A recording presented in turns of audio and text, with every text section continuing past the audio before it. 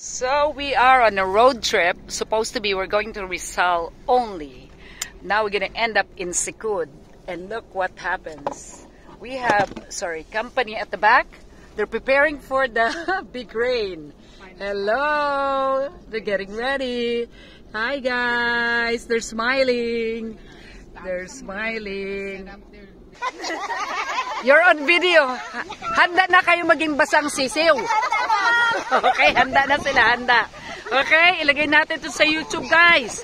Okay, here they are. Now they're covered. So, this is not the best time to go road tripping. It's rainy season, ladies and gentlemen. But they prepared that's Mark. That is the Rescue 911. Dr. who said They get better. Half of the tarp is open somebody to initiate it. Now it's back to the main road. This is what I want. The interesting part here, especially in Palawan, you have to travel sometimes. It's a paved road. Unknowingly, maybe a kilometer or so, it becomes rough road. Oh, what's on the side? What's that? Guys, only in the Philippines where you have plenty of people at the back, you know, when you have a pickup truck, and they're not complaining, they're actually happy.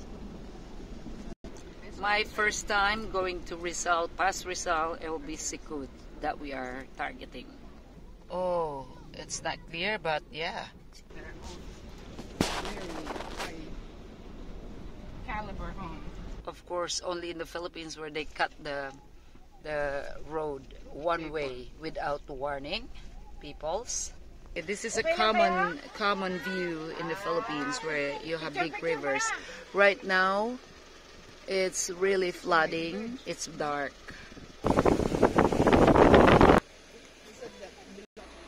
Asking for sinya. Paano mag-anong sinya? We pass by the area and then we ask for the sinya. Ay, hindi na yan. Sinya, dear. Ayan. Okay. Jaw, gilid ka, Jaw. Gilid.